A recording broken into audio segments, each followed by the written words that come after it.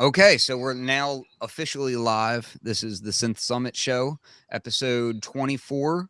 Uh, we have here Bert with a company called Percussa. Percussa is known for creating some pretty interesting devices. Some are not traditional. And this latest module that we're going to be mostly talking about today is definitely not traditional. It's something that a lot of the traditional guys would scoff at. So I thought it would be fun to bring Bert on and we would talk about it and how it came to be and everything that it can do or will be able to do and everything in between. So, Bert, why don't you tell people hello and who you are? Hi everyone, I'm Bert. I'm one of the founders of Percussa. The other founder is my wife and my partner Celine. And so we have this electronic musical instruments company together for a while now, and we make the audio cubes and the Percussa engine and remote, and now the SSP. So, what we're going to talk about first is the SSP. But I want to get into some of your history first and kind of really, I want to have an idea and understanding of how this stuff came to be because the SSP is certainly not something that I would see any kind of first timer want to take on. It looks like a really complex module. So, where is it that you first started when it comes to creating sound devices? You mean when how I got started with my career? Is that what you mean? Yeah. What you mean? Yep. So I grew up with like classical music education. It was a long time ago, obviously. I was in school and I was playing classical piano. I was like taking music classes and stuff like that. That was like in high school.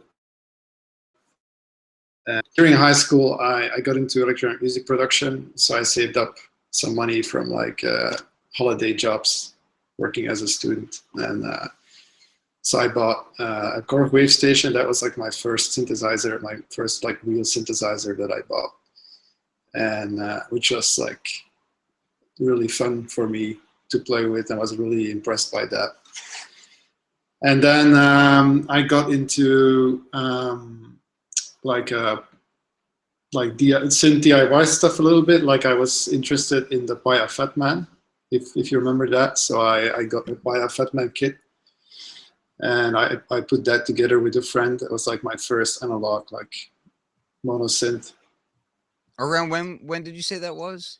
It was like when I was still in high school, so that was like I don't know, that was like more than 25 years ago. Okay.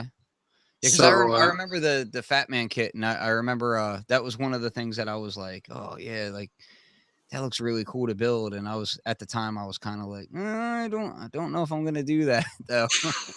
And it I want to was, say that would have been for me. That was the early 2000s. But yeah, it definitely was. They kind of started a lot of people with getting into DIY and synth building and creation. So it's interesting that you say that. yeah, it was a really fun kit, but it was like I underestimated it when I got it at first. So I got some help from a friend who was like a big soldering nerd. So he helped me with that, and I picked up a lot from that as well. And then after that, I bought like my first sampler. I bought my Akai S2000 sampler, I think, and I got the 8 output expansion for that. And I really wanted to make like techno and dance records and stuff. So that was still when I was in high school. And where were you living at this time? It was when I was in Belgium. In Belgium. Okay. Yeah, and so I made some like dance techno records and some vinyl records. Didn't make that much money from it or anything like that, but it was really fun. And it was really for me, really interesting to do that while I was in high school. And I meant to continue doing that, but then I had to go to college, and yeah, so I got into computer science program, and I was really like after I got my Korg wave station, I was like, this is what I want to do. This is like my life. This is what I really want to make, or So that was a dream for me. And yeah, so I decided to to take a computer science program, and like pretty early on when I got into the computer science program, I learned about Stanford University's work. Like they had like the Center for Computer Research in Music and Acoustics. And so I learned about that, and I learned about like a startup company that came out of that lab that was doing like physical modeling like for games like very early on, and I was really excited about that as well. And then yeah, so every year, like in college in Brussels, like in computer science program, we had to do these like programming projects. So I would always do like a project that had to do with like real time, you know, like signal processing or like DSP or like some music thing or whatever. I was always like the guy coming up with like this weird music project to do, like, you know, to fulfill like the course credits, you know? Yeah. So I did that, and then I got so I like through some coincidence, like somebody in my family met somebody who is like involved with like this grant organization. I applied for a grant, and then I got into Stanford, and then I went to the Center for Computer Research in Music and Acoustics, like as a grad student after graduating. So that was how I got in there. I worked on this. I mostly spent my time working on this laser harp. So it was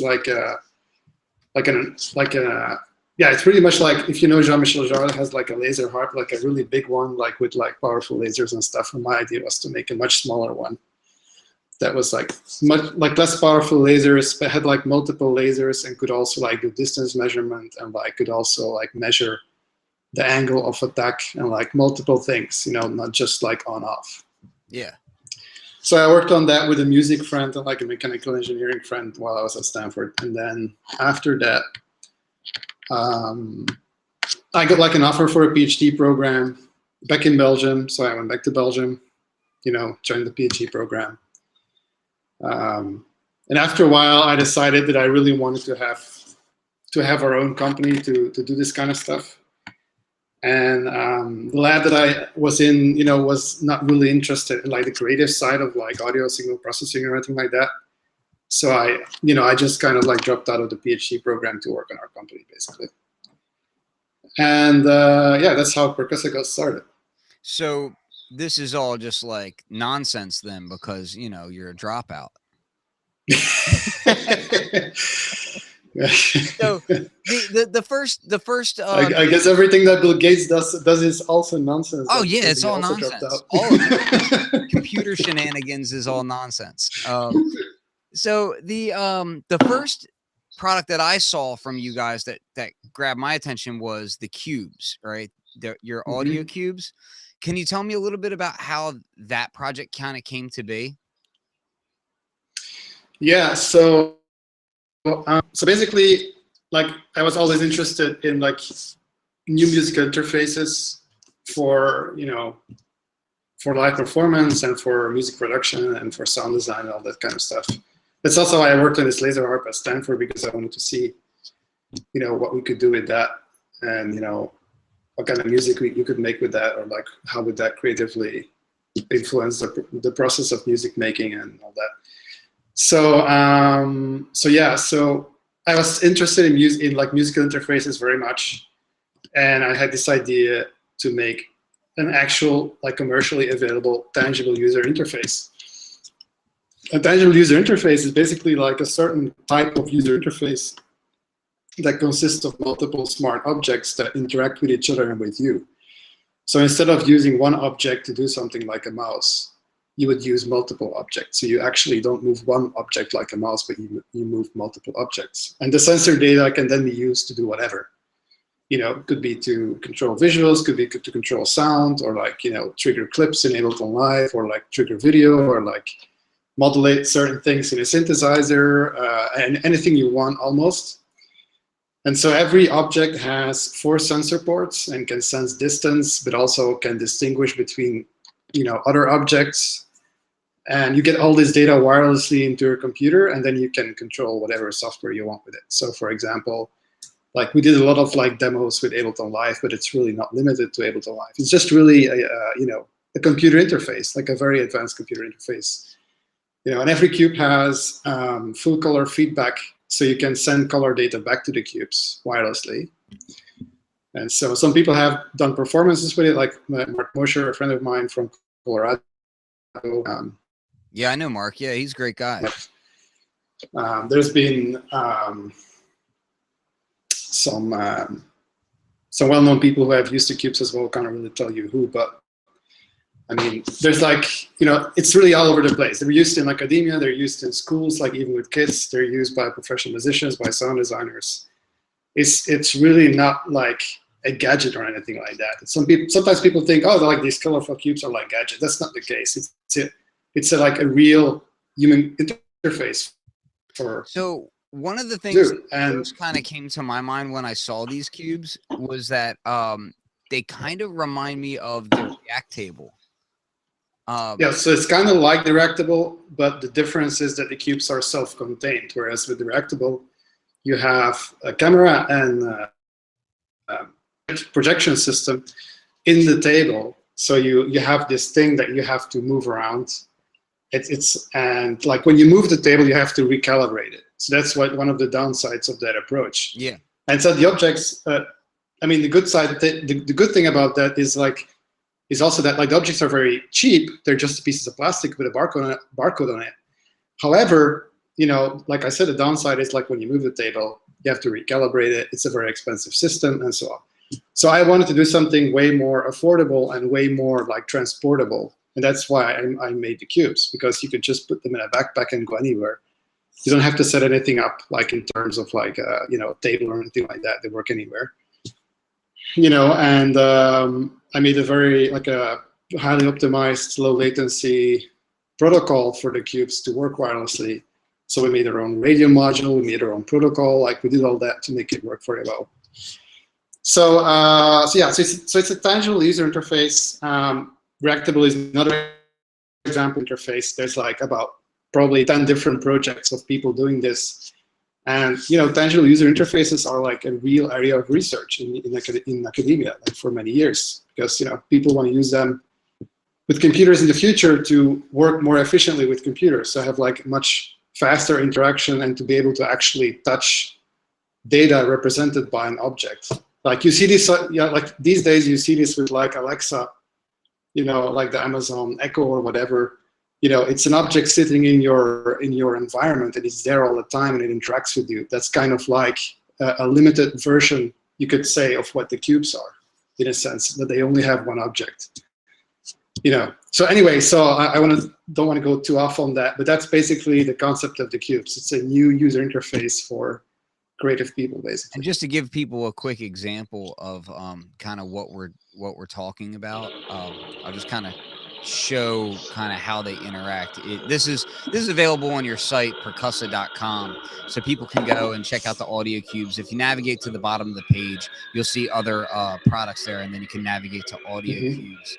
And there it looks like that's the engine that is being manipulated right there. Is that correct? Yeah, I'll tell you a little bit about that as well. Yeah, we'll definitely dive into that. But just the way that they glow and the fact that they're kind of, I can't think of anything else out there that's of a similar form factor or anything like that. It's pretty interesting that you came up with such a strange concept for people to utilize, as opposed to thinking, oh, I'm going to develop a VST or something to that effect. Yeah, like I said, it came out of my research and interest in human interfaces. So some of this research was already there for many years, but not commercially available to anybody. And very experimental, not very user friendly, and so I wanted to create something, I wanted to give people access to this kind of research and technology early on, basically. I'll show just a bit of this, so you could see how the distance is changing modulation, and really interesting stuff. It's just a strange way of thinking. And what's cool about this, let me just show this for a second.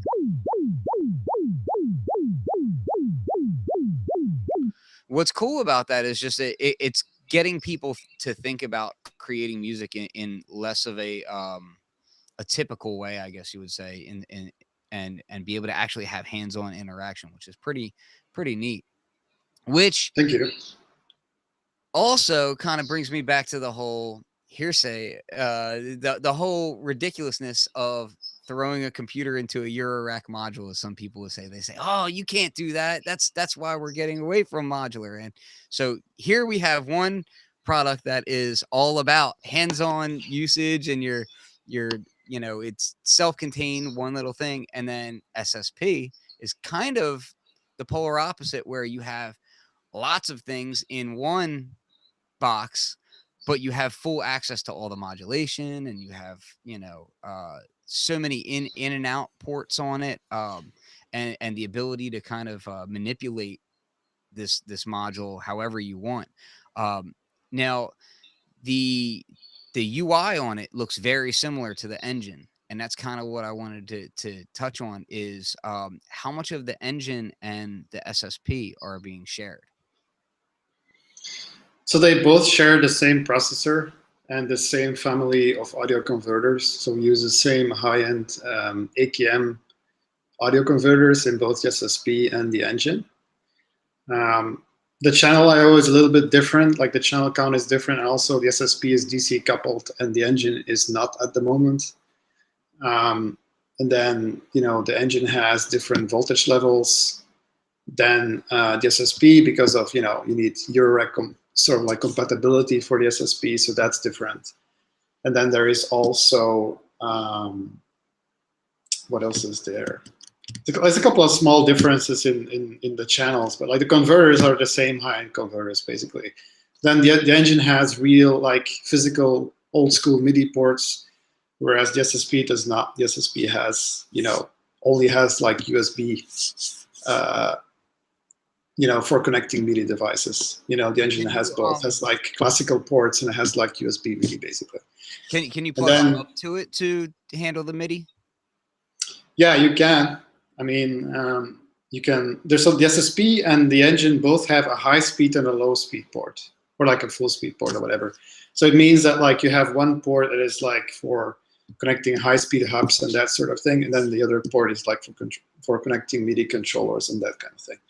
But then they also both have USB device port, which you can use to stream audio to your computer, so you can record directly from the engine or the SSP into your computer. And yeah, other than that, the engine has like an old school big, SD card. The SSP has a small micro SD card. Small differences like that, but it's pretty much like the same display, same processor in there, like very powerful quad-core A17, 1.8 gigahertz. It's like one of the fastest A-class ARM processors you can buy. What was it about the those ARM processors that really kind of made you gravitate towards it? Because I would imagine that during development that would be kind of a higher cost, for you to develop on initially, as far as comparatively, as opposed to doing something smaller like on a Teensy or one of the smaller ARM processors, that sort of thing. Yeah, so I mean, when we started working on the engine, so we started first working on the engine essentially. So we had the cubes and we wanted to have our own synthesizer engine, basically, which is why it's called the engine. And so we wanted to have our own synthesizer that would work with the cubes, but also without the cubes. And we wanted to make a digital modeler synthesizer, sort of like the Nord modeler, because I had a micro modeler, so I was familiar with that. But I wanted to make something more, like something that you could patch on the device itself, and you didn't need a software for in the computer to make patches with. So I wanted to make like a self-contained kind of Nord modeler that would also be compatible with the cubes.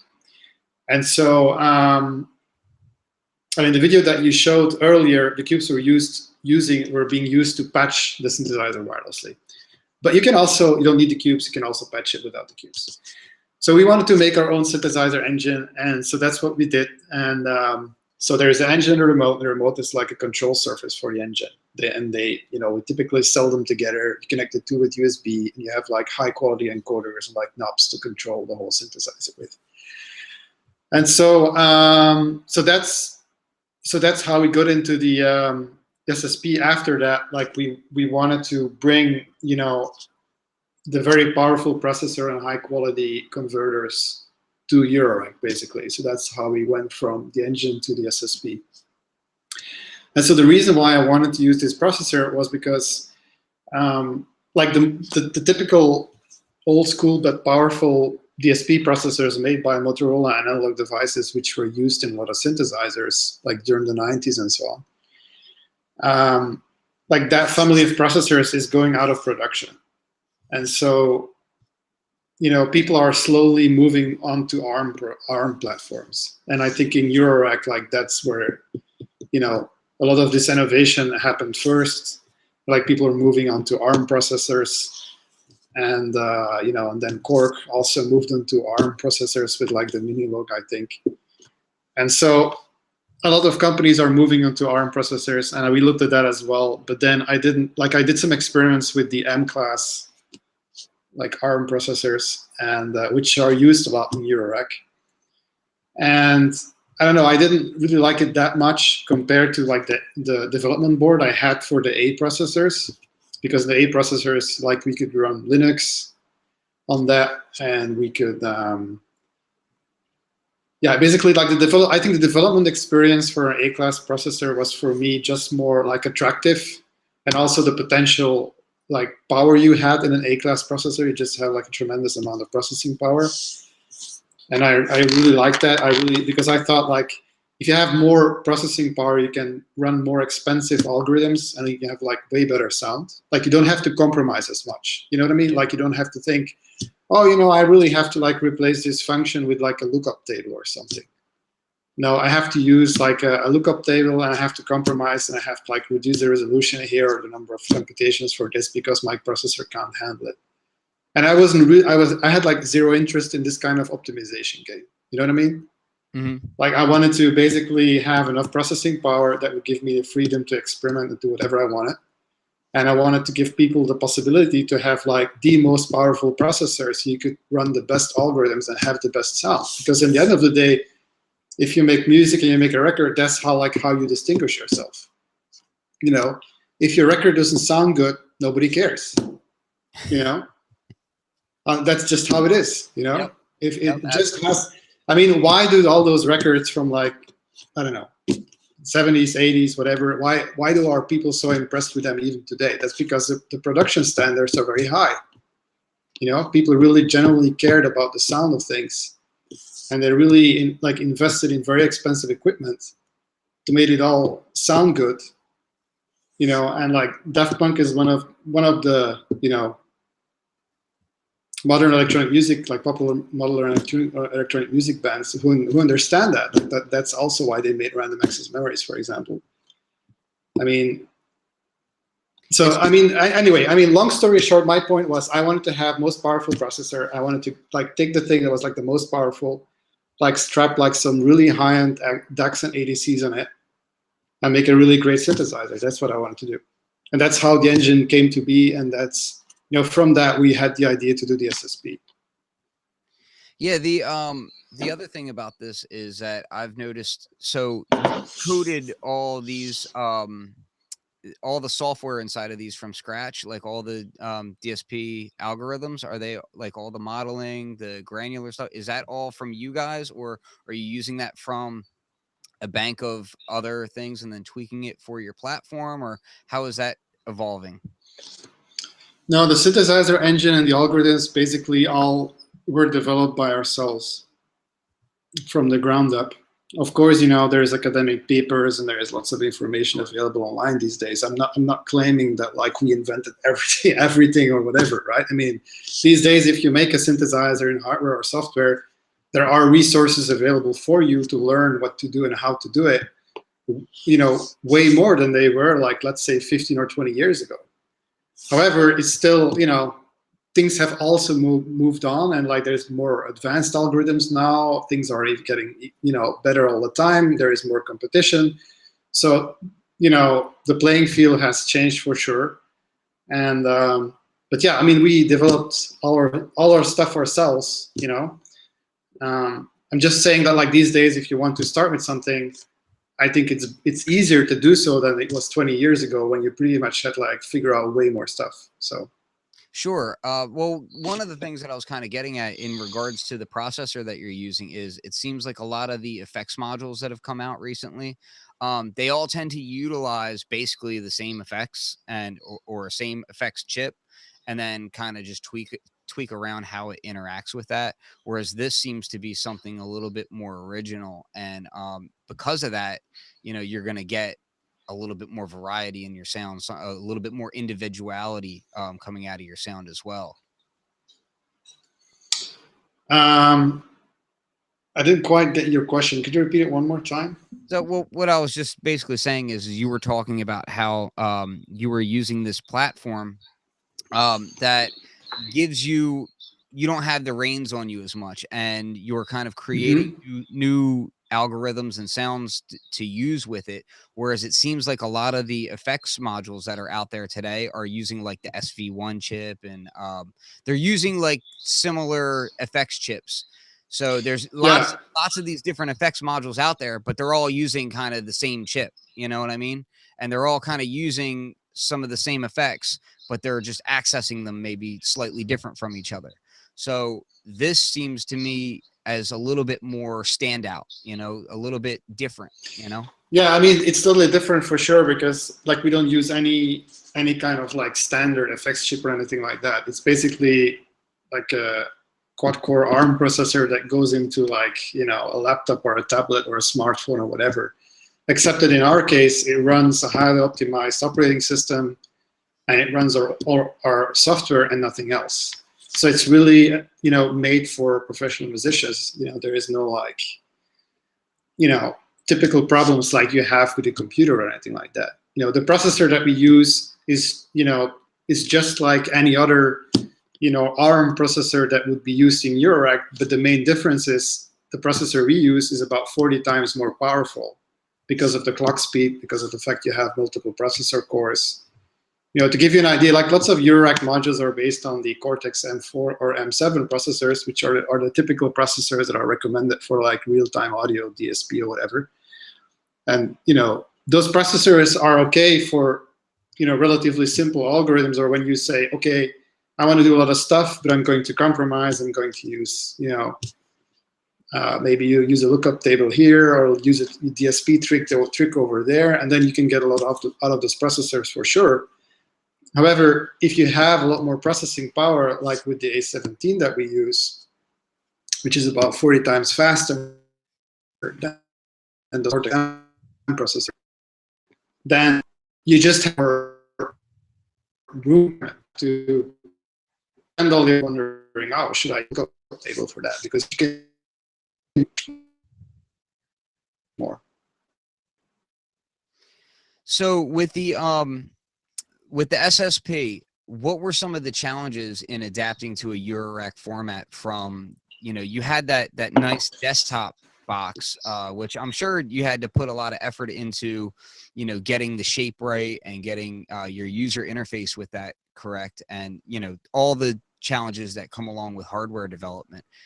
What were some of the challenges that presented itself when you were thinking about, okay, well, now we want to put this into a Eurorack module, which has its own standard as far as size, footprint, and, just how you wanted to interact with it? Yeah, I mean, some of the challenges were, like, for example, we wanted to have 16 in and 8 outputs, like all with the same fidelity. So you wanted to have the same converters, audio converters, for all those channels. So we didn't want to do something like use like stereo in, stereo out, like high, quality converters, and then, use for the rest of the channels, use like a low sample rate, like ADC or something, like is typically done. Like there would typically be like an ADC that maybe does like, 20 kilohertz or like 10 kilohertz, whatever. And those are like the control, that's like the control rate or whatever, or like control, like the typical sample rate of those ADCs. And, that's what they typically do. In our case, like I wanted to have the same high-end converters for all those channels. And so we had to come up with a way to connect 16 inputs and 8 outputs up to 192 kilohertz 32-bit to like the processor. And that was like not easy to do because the processor is not, there is no sound card in a smartphone that has 16 in, 8 out. So that was challenging, and we had to add an FPGA to do that. We had to actually add programmable logic to the processor to be able to get all the data into the main processor. And so that was a pretty complicated thing to do.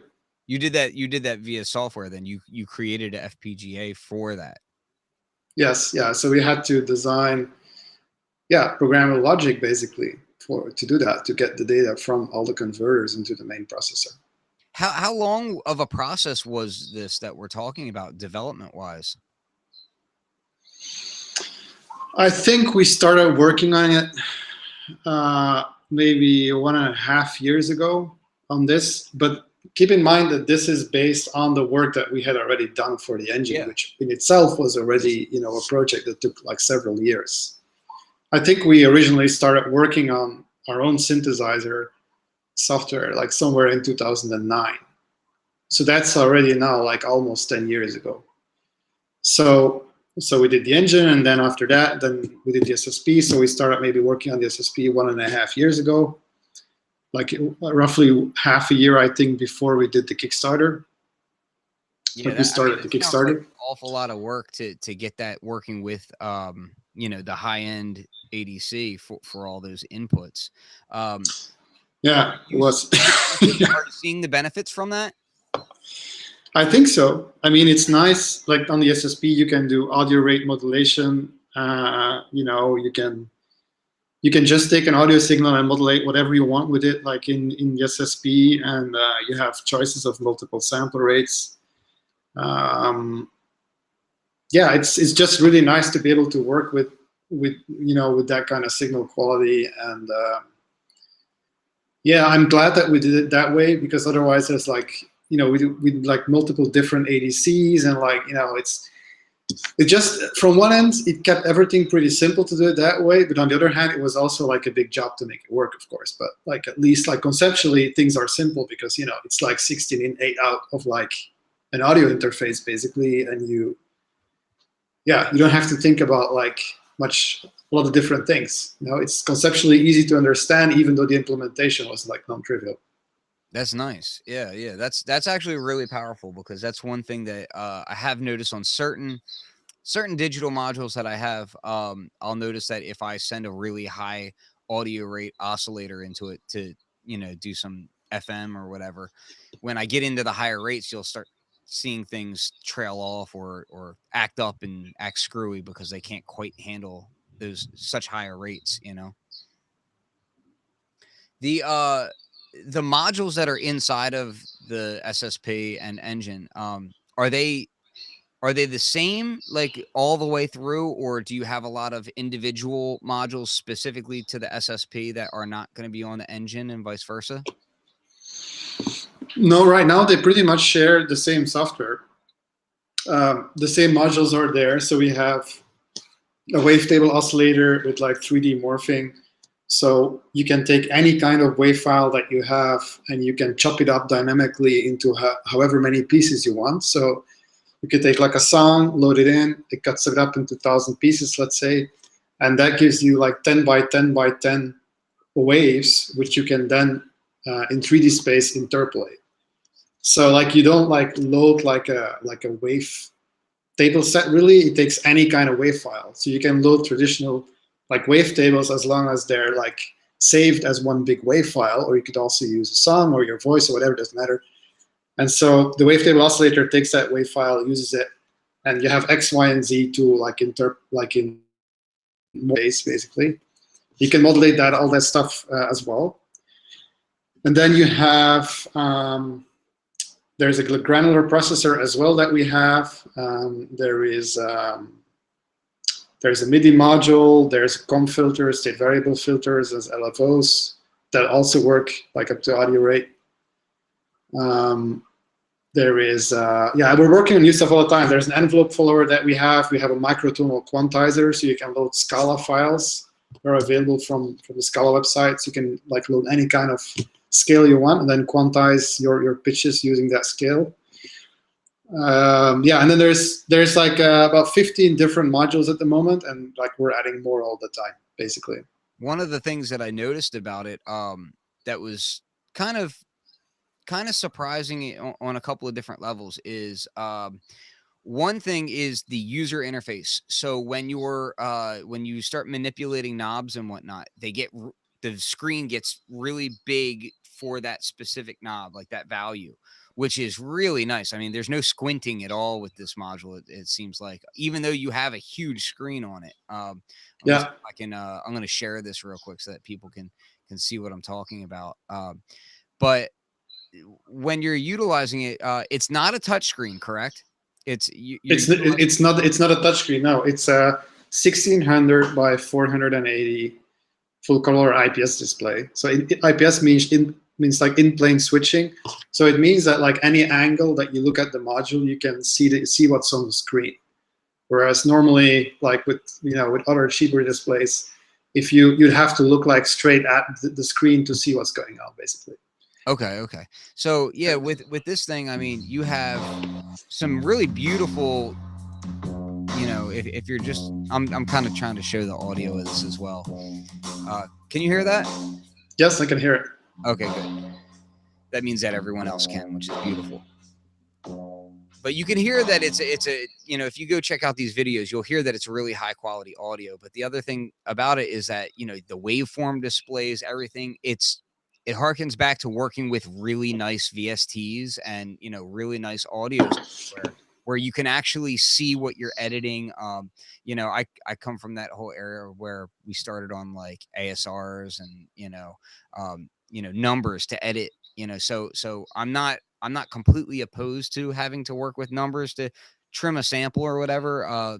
Like the even the analog rhythm, for instance, that's kind of what you're doing. You don't have that nice, pretty waveform display at all times. You have it in certain screens, but with this, it's like you have this huge display, and you can see very fine detail with it, which is pretty powerful. With that kind of display, was that something that you were worried about fitting into the Eurorack format, or was that not an issue? Well, we already had the display on the engine, and the reason why I chose that display was because the display by itself, it's a big display, but it's a huge resolution for the size of the display, so you can get really nice, crisp graphics on it. And I really liked that display. I was like really impressed with it. And I was like, I want that display in this synthesizer. And then obviously when you have this display, if you make the SSP, you're going to use the same display. Like if you have to use different displays, your life becomes even more complicated. So it's like, let's just stick to one display. So yeah, and I like the display because I could display a lot of information, and I could like have a high resolution, and I'm kind of I really like vector graphics and like minimalist kind of like interfaces. I like the OP1 stuff, like from Teenage Engineering a lot. Yeah. So like some of that influenced me as well. But in general, I'm kind of like a minimalism kind of person. So I like that. So yeah, I mean, basically, and also like we wanted to have a patching interface. Like we wanted to be able to patch in the synthesizer, like directly on the module or on the synthesizer. So, and to do that, obviously you need, some kind of nice big display, because yeah, if you have to do that in a really small display, it becomes really complicated. So yeah, so basically the SSP or the engine is like a modeler in a module. Like you can build whatever you want in a patch. Like you can build a 4-voice wavetable synth. You can build anything you can imagine within the module, which is really great because it lets you also save money that way. Like, yes, the SSP is a big module, but it can do many things that you would typically do on other digital modules. So it's almost like you can get the SSP. Yes, it's a big upfront investment, but you can also sell some of your digital modules that you don't need anymore. So in the end, you save yourself a bunch of money that way, and you get a high fidelity because of that really high-end converters. So one question that I was kind of wondering about is, and it might just be the angle. I don't know. I haven't actually had the chance to have a SSP in front of me, so forgive me if I'm mistaken on this. But where the patch panel is, how do I know exactly which number I'm on? Is there a nice screen, silk screen printing on there, or like how do I know? I can like tilt the camera a little bit if you want. Sure. Try to do that. We'll try to do it without, you know. So, do you see this? Yes. So here is 4x4 inputs, and then under that there are 2x4 8 outputs basically. Okay. And then you can't really see it because the front panel is black, but there is like a thin, like engraved line here to like separating the input and the output zone. And then obviously in the user interface, trying to like move the camera a little bit, try to get a good angle. Hopefully this doesn't like go all over the place. So like there is an input module here. So in the grid I can move with the cursor keys and I can like highlight the module I want to look at. So I'm looking at the input module right now. Mm-hmm. And so if I go to the P page, there is a bunch of scopes. And there's like a little graphical display region here that shows you what input jacks you're looking at. So if I take like a cable and I have like an STO here, like I would plug that in, so you see I have the STO going into the jack, the top row jack, and now I have on the screen I have the signal from the STO. I play with the frequency. So you have scopes like that pretty much all over the place in different modules to show you what's going on. And then using these toggle buttons, you can send the signals that you're seeing to like specific virtual outputs of the input module. So like then in the patching grid, like for example here I have the input module. It's patched to the wavetable oscillator X parameter. You can see it here on the right hand side. You see that? Yep.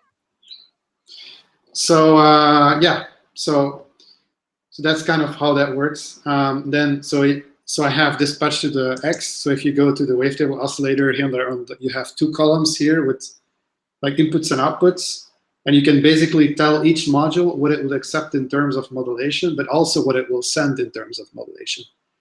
And then, so the system can like semi-automatically patch for you.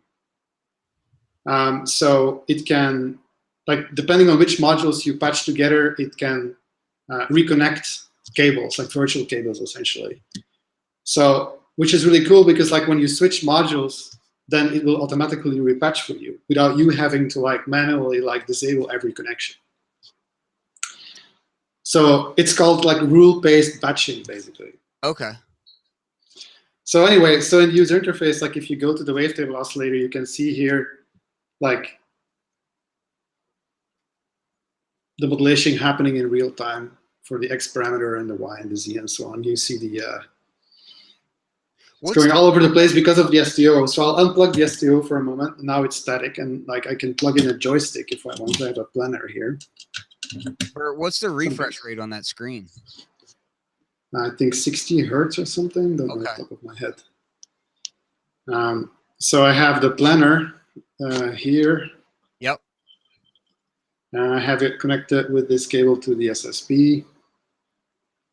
And so like when I move it, you can see the waveform changing in the wavetable oscillator.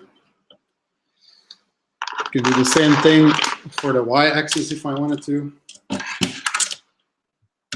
So now I have the Y-axis and the X-axis. Changes the waveform automatically.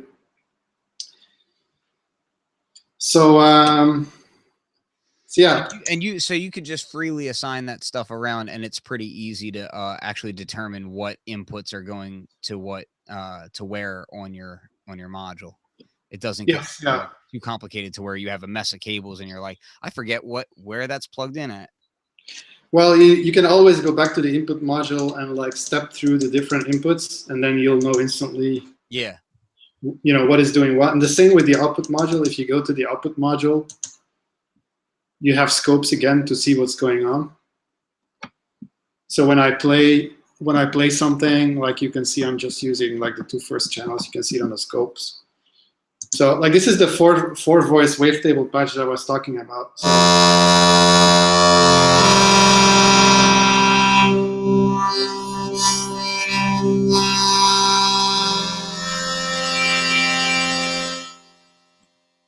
I can take like the X, I can modulate the X with like, let's say this Dixie, I have like this Dixie here. You can take like a triangle up from that, like make it go slow. So if you go to the wavetable oscillator, you'll see this going pretty slow. Can you see that? Yep. See the dots moving?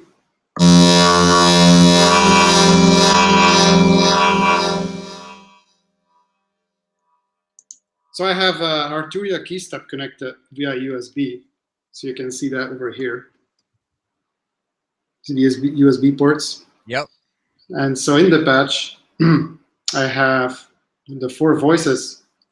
And so they're in different pages. So the first page, you have output module, wavetable oscillator, input module, MIDI module, envelope. This is the envelope on the P page. This is like what you were talking about, like when you change the attack, for example, you have like really big pop-up of the parameters.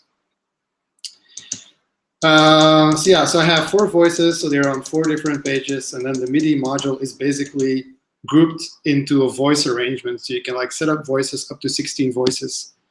And so you can group modules into voices such that when the MIDI notes come in from your key step or whatever, it goes round robin, and you get the MIDI data coming out of like these MIDI modules in the grid in a sort of like virtual CV fashion. You know, you have like these virtual CV signals that you can send anywhere in the patch, but also out of your SSP if you want to control analog modules. So the encoders that you have there, are they high resolution encoders on them? Yeah, they're not like optical encoders, but they're like very good encoders from Borns. Borns make these. It's like this company. It has like this long reputation of making encoders. And we have like aluminum knobs on there. And we chose for like more encoders rather than 1 encoder because, you know, there's some modules with like 1 encoder and it's like, you know, scroll, click, scroll, click. I really hated that. I didn't want to do that. I wanted to be able to like directly access certain parameters. Like if you go like on the wavetable oscillator, you know, you can go here and you like tweak the X, Y, and the Z simultaneously if you want. I really like that. So I didn't want to have just 1 encoder. So yeah, they look really nice as well. I mean, just the whole design of them. It looks classy, you know. Thank you, thank you. How are the can you tell me about the buttons? I know this is kind of like the trivial stuff to some people, but you know, when you're buying a high-end module, you want this stuff to feel good, you know.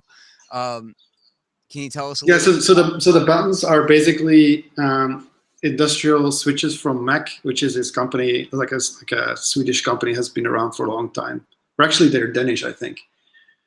Been around for a long time. They make these really, really good industrial switches. I think they last like 50 million cycles or whatever, or some ridiculous number. But they're they're really good. They're expensive switches. They should last like, you know, the lifetime of the SSP, if not longer. So yeah, it looks quite nice. So with the SSP, you also have the ability. Now I don't know if is it going to be open source or is it a section of it that is going to be open source so that people can write their own modules or import code that's C++.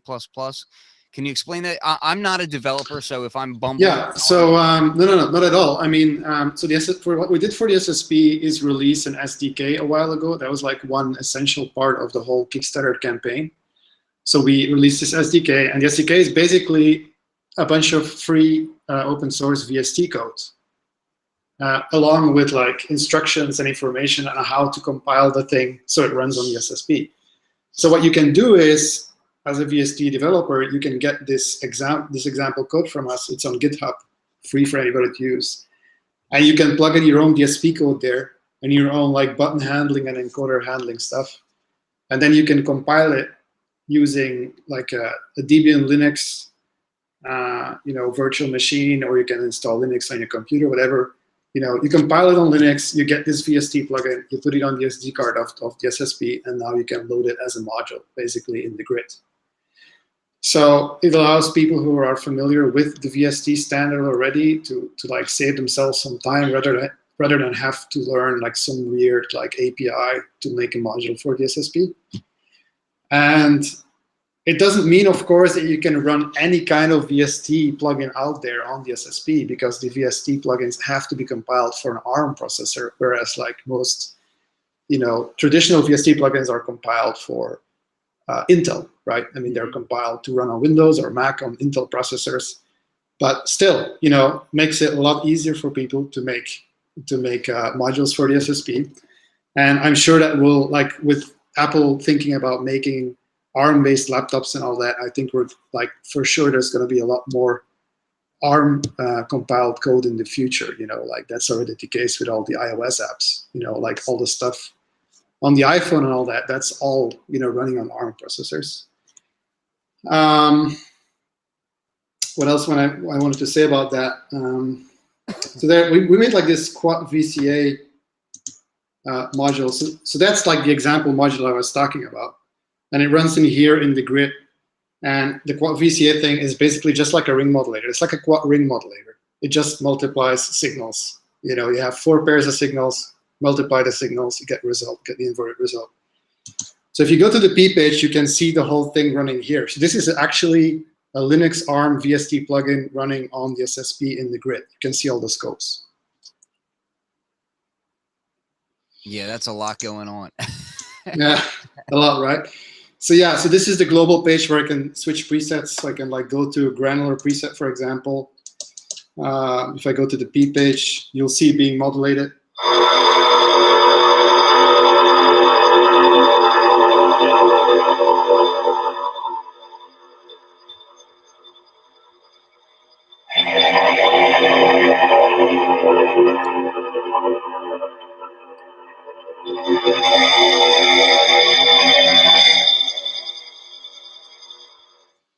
So yeah, you can do a lot of stuff. You can build any kind of synthesizer architecture almost.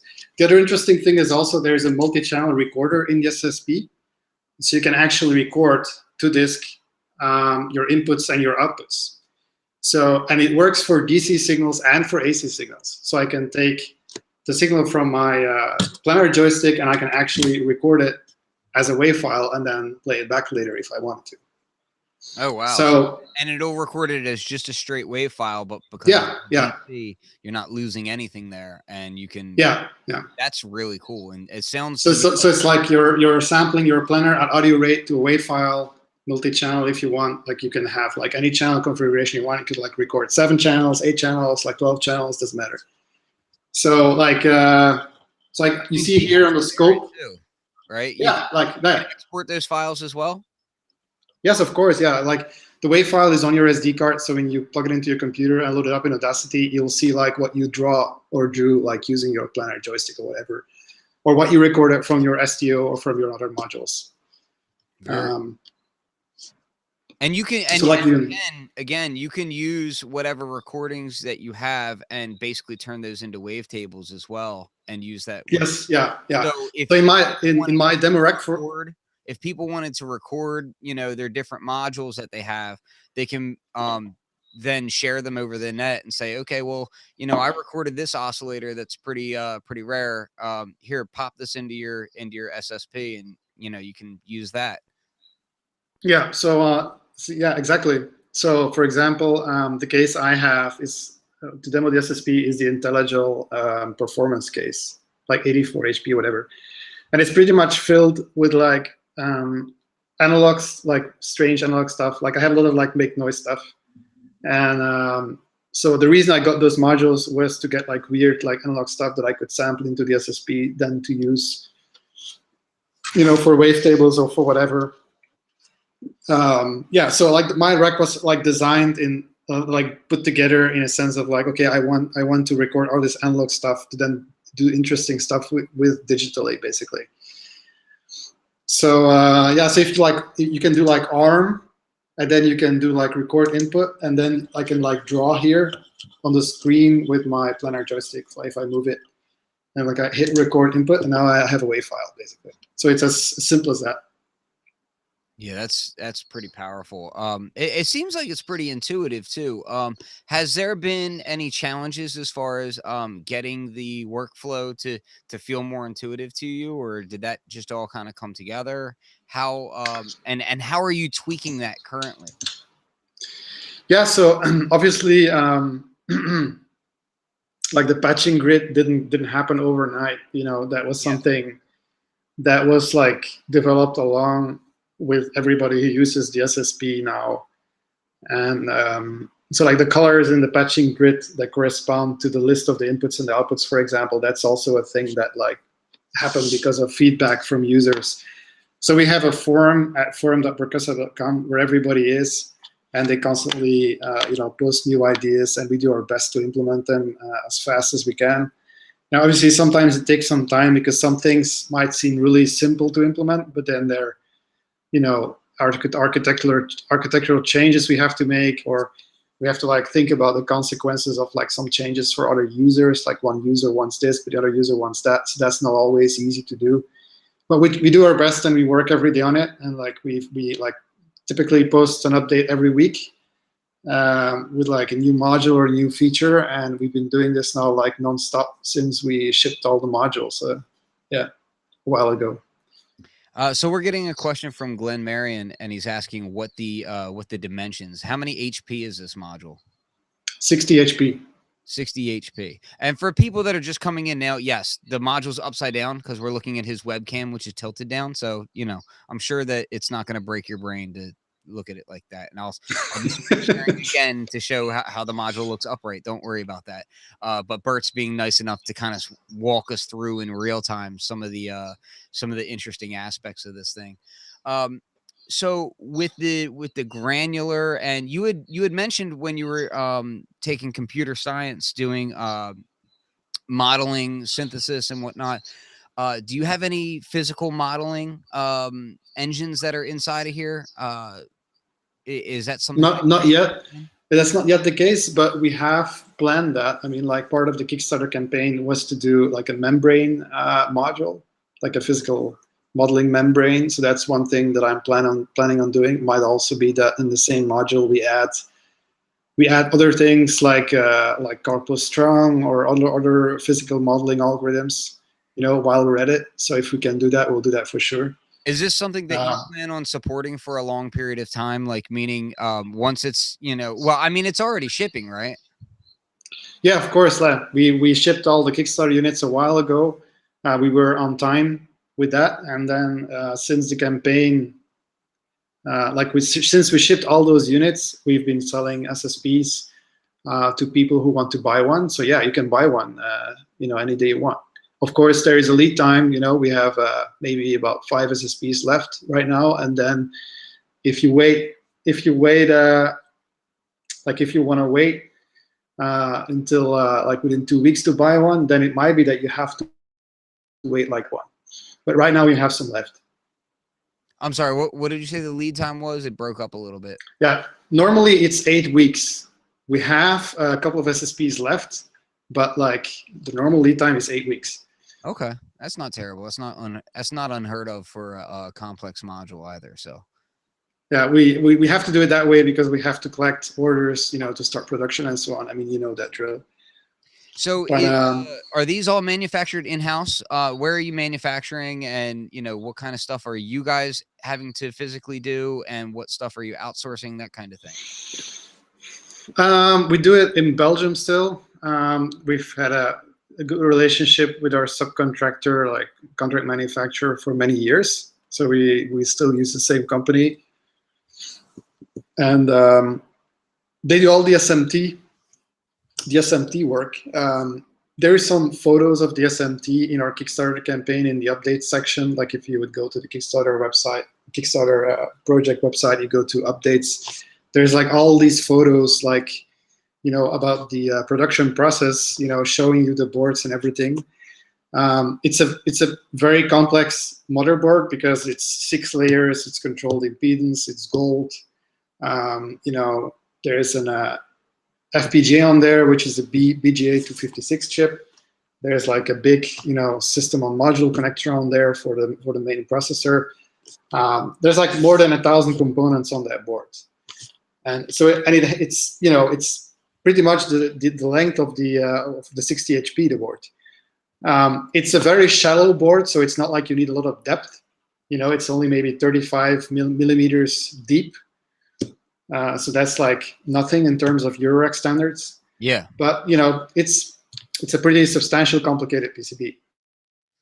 It's one PCB. It's not like you have like a stack of PCBs like stacked on top of each other. It's one board, but it's a big board.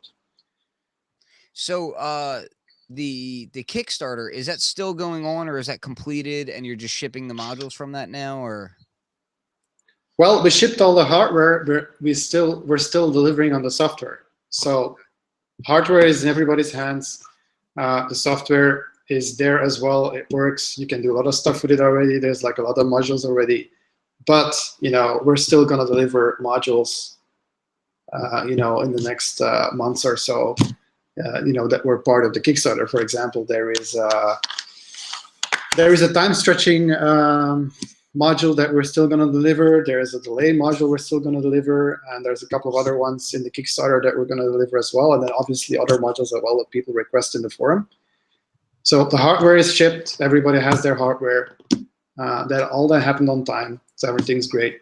But yeah, congrats. We're adding more software all the time. So more features, more modules, basically. Yeah, congrats on that, because it looks like you guys are at what, 62,849 right now. Mm-hmm. Really impressive, for a Eurorack module. That's great yeah. to hear. So I mean the campaign is finished, of course. You know what I mean? Like the campaign finished a while ago, but like I said, like we are still pushing updates to people, like to the users. Yeah, and if you guys Google it and go check out the Kickstarter page, there's some really cool photos here as well that I'm screen sharing. You can see the remote and the engine there. Good point made by Uplift is that there's going to be a looper module as well. So it's a module that will let you like record stuff into an internal buffer and then play it back, but you'll be able to control that looper module with like gates and CVs and things like that. So you'll be able to build some really interesting patches with that. And here, like in the grid, like if you insert a new module here, you just like press the first encoder, menu pops up and gives you like a grid to show you the current modules that are available.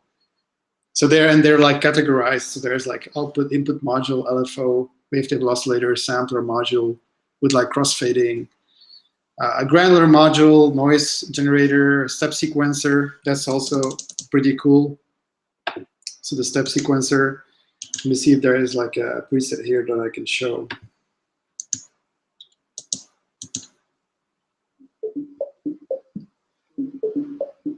Do you hear that? Yep. I don't know if you hear it. Yes, I hear it. Nice. So that's another thing you can do. And then obviously you can edit the steps like this.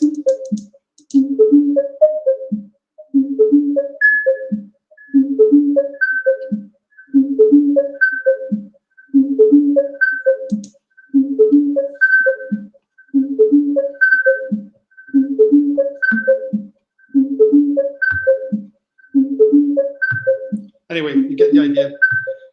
So you have a step sequencer with two different gate tracks. So you can add gates. You can have a gate outputs. So you can trigger different stuff at the same time. You can synchronize the step sequencers with each other. You can even drive the step sequencer with another full square wave if you want. You can modulate like duration, tempo, and clock. It's a really like you go really advanced with it. What else? There's envelope, like I said, conf filter, state variable filter, envelope follower. That's like one of the demos that you've seen recently. Bit crusher, wave shaper, DC generator, and like the MIDI module, like I explained. So let me get into a little bit of the discussions around this kind of thing. Have you seen any pushback, or like what kind of comments do you hear and maybe chuckle about as far as having a computer module like this inside a modular? Because I bring it up when I first got into modular, not all that long ago. I want to say now it's going on maybe 5 years.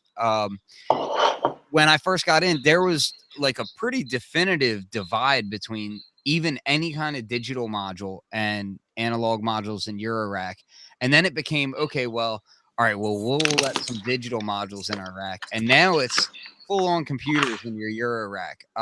So do you see any of that pushback, and how do you respond to that? Have you thought about that at all? Yes, I have. I'm going to reply it right away, but I have to get the power cable for my laptop. Just a second. 1 second. On many levels, that is a reply. So just for the viewers, yeah, I bring this up just because I've never been a analog purist snob or anything like that. I'm the kind of person that I like to just use whatever works, and sometimes use things that don't work because it's just fun.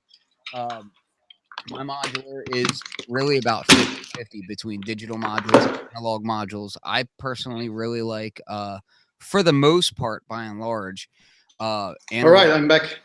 Yep. Analog VCA, analog filters, things of that nature. But I love digital oscillators. I love digital effects.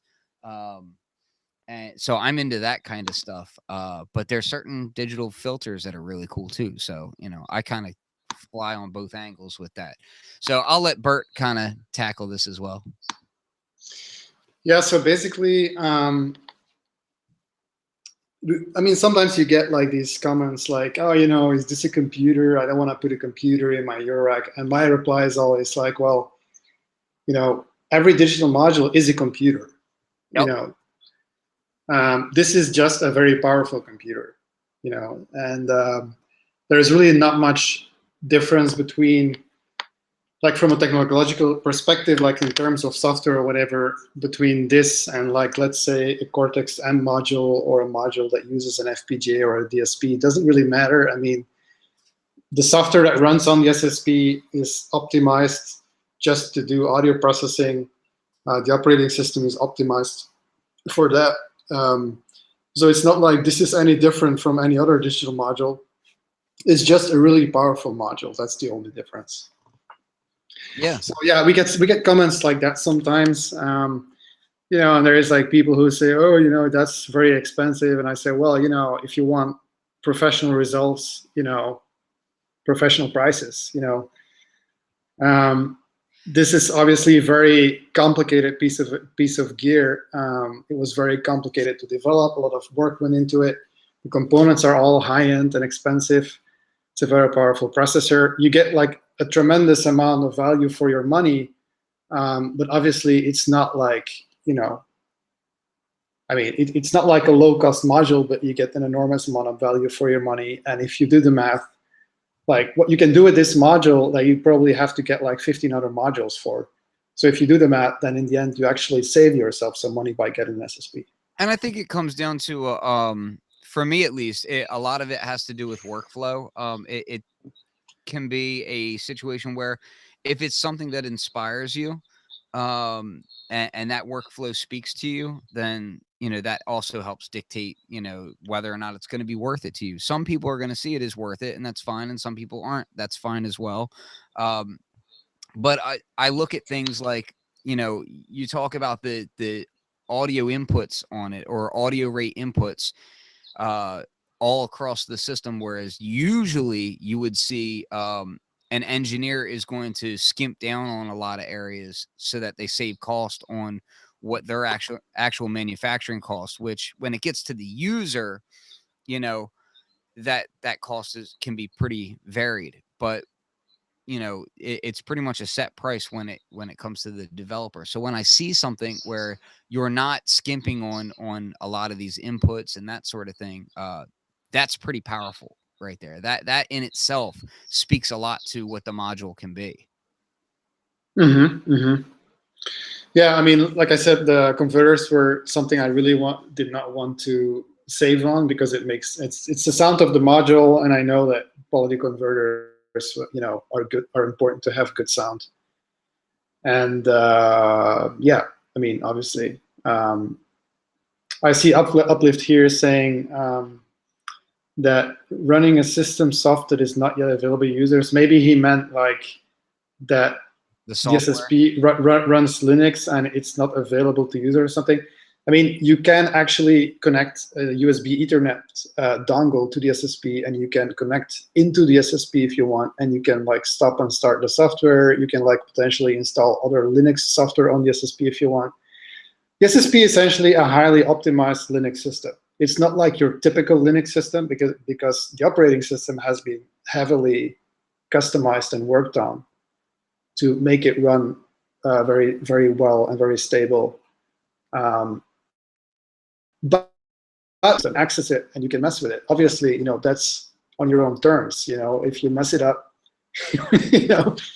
then you might have to, reflash your SD card or whatever. I mean, that's obviously a possibility, but it's not like the SSP is closed off in, with regards to that. Like if you want to access the operating system of the SSP, you can do that. It's interesting that I'm seeing more and more of this sort of thing happening with these chipsets in audio gear. I don't know if you're aware, but the MPC Live that's sitting right in front of me here, that's actually again, it's like you said, highly optimized. It's fully tweaked version of Linux that basically runs it, but it's a RATA Rock 2 software. That's basically what's inside of these things. So you're starting to see in audio software in general, people moving towards these types of platforms, and it's going to become, like you said, you're going to start seeing more compilers. You're going to start seeing more things happening as far as VSTs being brought to that platform. And that sort of code being a lot more relevant to music makers. So I think this is just kind of slightly ahead of the curve. Yeah, I think we're going to see a lot more of that. With the case of the MPC, for example, like I said, like manufacturers are moving to ARM platforms for sure, because like I said, the DSP chips are becoming end of line, so they you have to move into something else.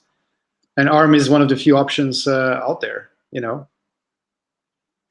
Is there anything about this module that currently that you haven't really you haven't dove into yet, but you're super excited to get cracking on, or are you at this point, are you just trying to maintain and get modules out to people and that kind of thing, or are you actively developing and excited about something?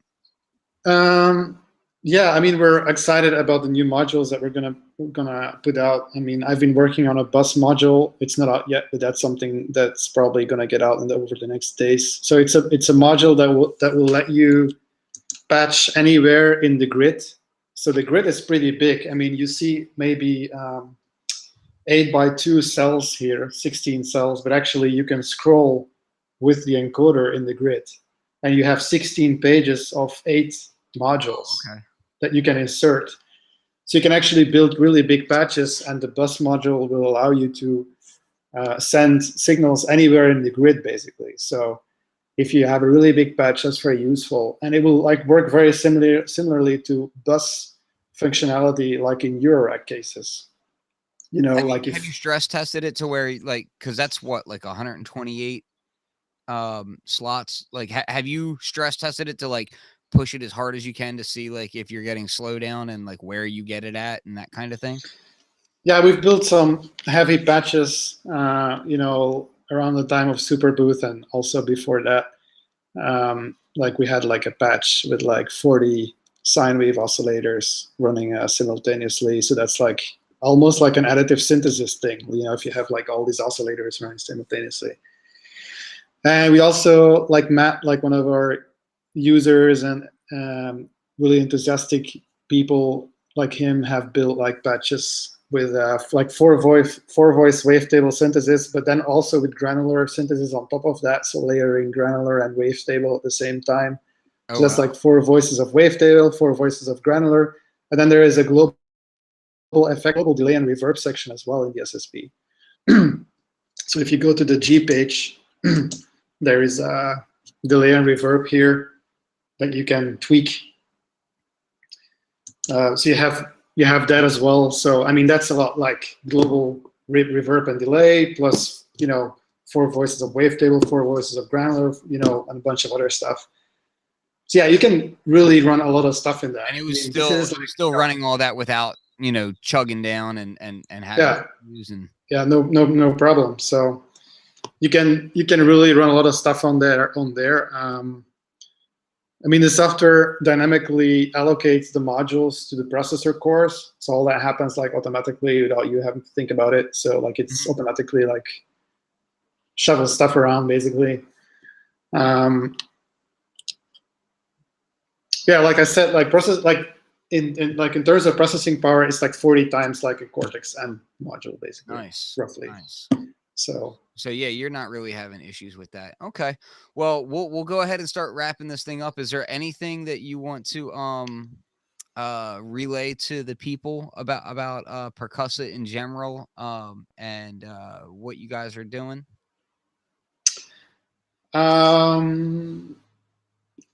I mean, I've pretty much covered everything.